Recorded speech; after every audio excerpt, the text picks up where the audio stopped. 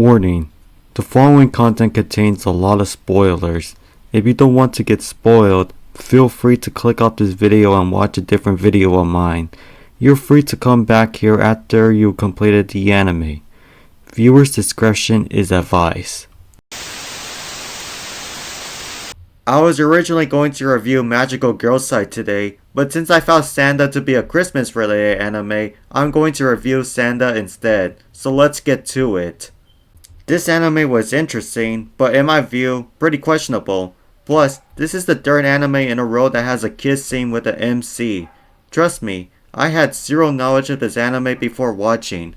Enough talking now, let's get to the introduction. Sanda is based on a manga series written by Paro Itagaki. Two facts about Paro Itagaki. The first fact is that she is also the writer of another manga series you may have heard of called Beastars. I will show two Beastars references in this anime I'm reviewing. Here is an image of Amaya reading the first volume of Beastars, and here is the image of the student holding a Lego sheet plushie on the left side of the screen. Anyways, let's go to the second fact. The second fact is that her father is also a manga artist, mostly well known for writing Baki the Grappler. Here is an image of both of them together. But let's go back to Sanda. The manga series spans 16 volumes and 142 chapters from 2021 to 2024, while the anime series recently ended its last episode on the 19th or the 20th of this month, depending on your time zone, lasting only 12 episodes for now. It was animated by Science Saru, an anime studio known for animating animes like Devilman Crybaby and Dadadan. Alright, let's get to reviewing.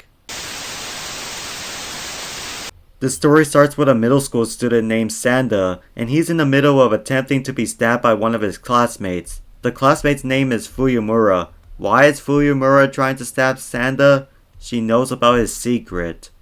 The secret is that if Sanda touches anything red, he turns into Santa Claus. She fails at first in the beginning, but later on, she successfully stabs Sanda and he turns into Santa Claus. Fuyumura starts forming into her soft self and starts wishing to Santa to grant her wish. Her wish is that she wants to save her missing friend. That friend is named Ono. Ono is also a classmate who everyone at school assumes is dead, but in reality, she's just not there. But let me also tell you about this student named Amaya.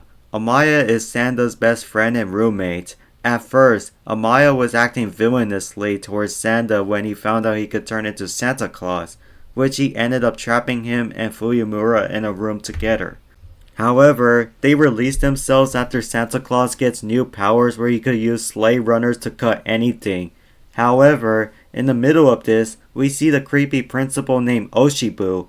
I don't even want to explain anything about him because like I said, he's a creep, mostly towards children.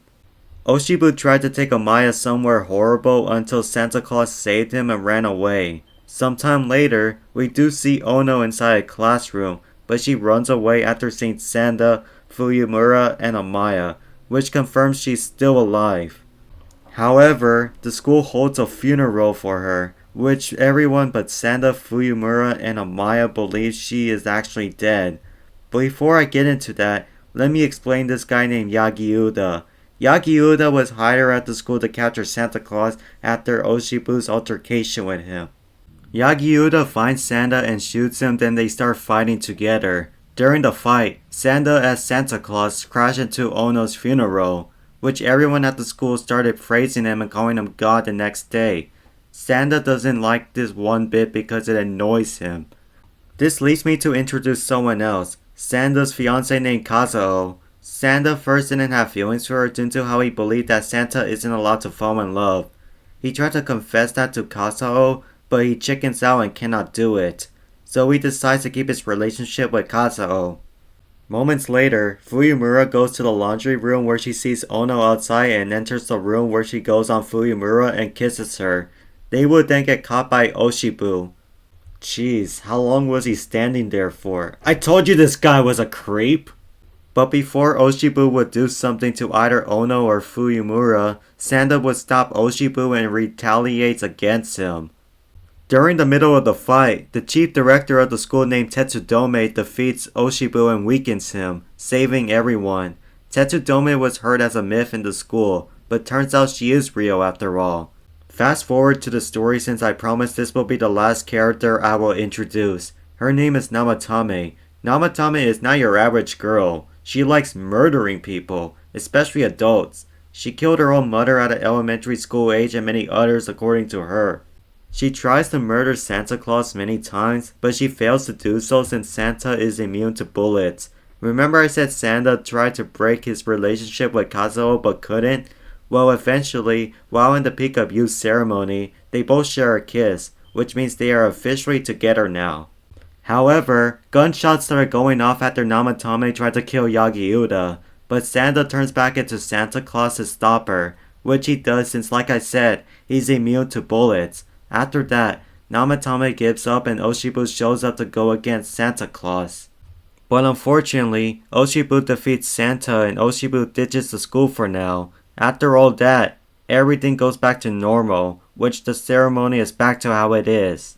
But I forgot to mention, Ono has been on the verge of passing away, which she eventually did next to Fuyumura. Ever since that, Fuyumura has been avoiding everyone and not saying a single word at all. She starts crashing out on Sanda and that she doesn't want to talk to him and that she wants to be left alone. But in the end, Sanda goes to class early and sees Fuyumura early as well, which means the anime ends with Fuyumura crying to Santa and he comforts her, which hints for a possible season 2. This might have been the longest plot I have explained, so let's move on to the animation. The animation is fine. It's not my favorite type of animation, but it's not horrible to me, so I will leave it off like this. Let's move on to the opening and ending themes. The opening theme is pretty good. The opening itself gives me Beastars Opening 2 vibes by watching both of them. The opening is performed by Yama, who also sang the second opening theme for Pokemon Horizon and the second ending theme for Spy Family. The ending theme is chill. I can relax while listening to it. The ending theme is performed by Soshi Sakiyama, who also sang the 9th ending theme for My Hero Academia and the 3rd ending theme for Jujutsu Kaisen. Anyways, let's move on to the voice acting. The voice acting is good. All the characters have fitting voices and good voice actors / actresses. The only complaint I have with the voice acting is that I find Namatame's voice annoying. But no hate to the voice actresses who voice her because I still support them in their hard work. So yeah, let's move on to the pacing. The pacing is good. The timing felt fast to watch based on my point of view. None of the scenes were slow for me, which means I have nothing to disagree with. So yeah, time for my final review. Time for my final review for Sanda. For now, I'm placing Sanda on Good Show That's Nice, just over Elfen Light. The anime is good, but there were some scenes I wasn't satisfied with. I am hoping for a season 2 soon, so once that's released, my opinion most likely will change in the future.